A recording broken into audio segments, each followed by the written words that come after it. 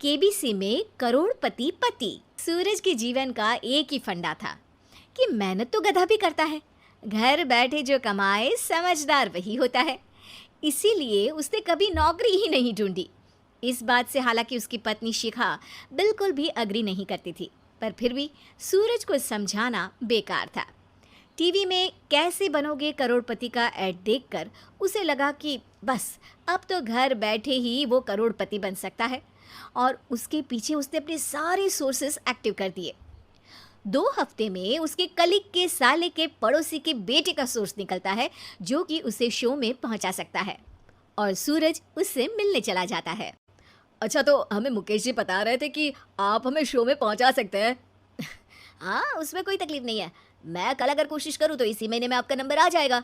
अरे ये तो बहुत बढ़िया हो गया। अच्छा, वो सिलेबस और क्वेश्चन पेपर का कोई जुगाड़ है क्या? हैं? उसका तो कोई जुगाड़ नहीं है। तो वो वाकई में कुछ भी पूछ सकते हैं? हाँ, वो तो बच्चन जी पर है, जो पढ़ते हैं वो पूछ लेते हैं।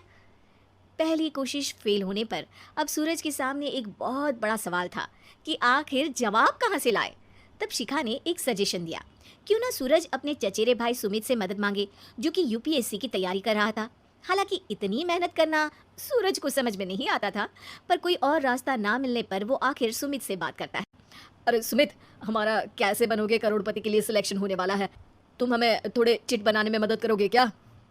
अरे भैया, चिट बनाए तो सालों हो गए, उसमें हमारा एक्सपर्टीज नहीं है, बल्कि आप बोलो तो हम आपकी पढ़ने में जरूर मदद कर सकते हैं। हट, कैसी अनाप शराब बातें कर रहा है तू। सूरज ने सुमित को मना तो कर दिया था, पर तैयारी करने के सिवाय कोई चारा उसे दिख भी नहीं रहा था, खासकर जब 12 के पेपर लीक करने के एक्सपर्ट शुक्ला जो भी हाथ जोड़ लेते हैं। आखिर सूरज को सुमित के पास जाना ही पड़ा, और उसने सुमित और शिखा से वादा किया कि वो बहुत मेहनत करेगा। 1 महीने की तैयारी के बाद फाइनल हुआ कि शो से 1 हफ्ते पहले एक ट्रायल खेला जाएगा, जहां पर सारे रिश्तेदार ऑडियंस की जगह पर होंगे और शिखा सवाल पूछेगी। दूर दराज से भी रिश्तेदार आकर हाजिर हो गए देखने कि आखिर कैसे बनेगा सुमित करोड़पति। सब कुछ सेट था, और इतने में सूरज आकर अपना स्पीच देता है। ये 1 महीना मेरे लिए आसान नहीं था, पर अपने भाई सुमित और अपनी पत्नी शिखा की मदद से मैं इतनी दूर पहुंच पाया हूँ। मेरे मम्मी पापा के आशीर्वाद ने भी बहुत साथ दिया है मेरा। मैं उम्मीद करता हूँ कि आज के शो में आप लोगों को बहुत मजा आएगा। साक्षी पहला सवाल पूछती है और पूरे कमरे में सन्नाटा छा जाता है। इंडिया में कितने स्टेट्स हैं? 3, सॉलिड, लिक्विड और गैस। अरे रुकिए, तो ऑप्शंस तो देने दीजिए। इतने में 5वीं कक्षा का चिंटू बोल उठता है।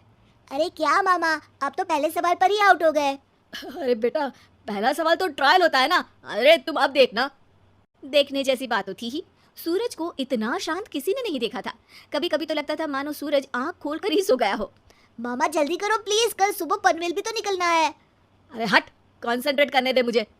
3 सवाल में 3 लाइफलाइन खत्म हो चुकी थी, और अब चौथे सवाल पर भी सूरज का मौन नहीं टूटा, पर सूरज अभी भी हार मानने को तैयार नहीं था।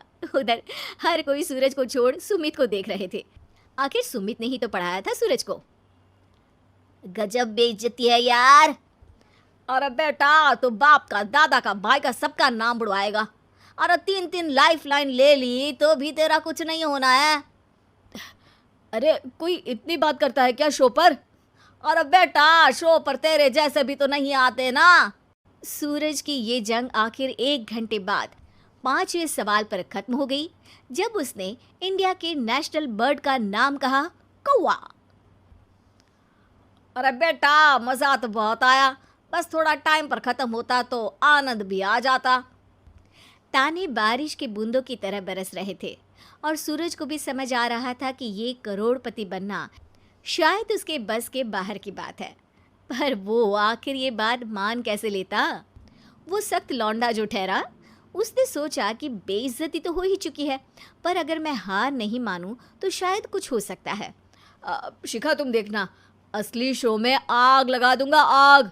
करोड़पति बनूंगा मैं। हाँ, सब्जियां खत्म हो गई है घर पे, ले आओ। पहले पति बन जाओ, फिर करोड़पति बनना। अरे गजब बेइज्जती है यार। बेटा, अभी तो घर पर ही हुई है, 1 हफ्ते में तो तुम देश के सामने करवा कर आओगे। वैसे जब टीवी पर जाओ ना, तो बस अपने मम्मी का ही नाम लेना, ठीक है? कोई पूछे तो बोलना कि पापा नहीं है मेरे। अरे पढ़ाई की, पेपर निकलवाए, इतने सारे लोगों को खाना खिलवाया, क्या फर्क पड़ा। इसीलिए मैं कहता हूँ कि मेहनत तो गधा भी करता है, घर बैठे जो कमाए वही सिकंदर। लेकिन मामा, गधे भी जानते हैं कि हमारा राष्ट्रीय पक्षी मोर है।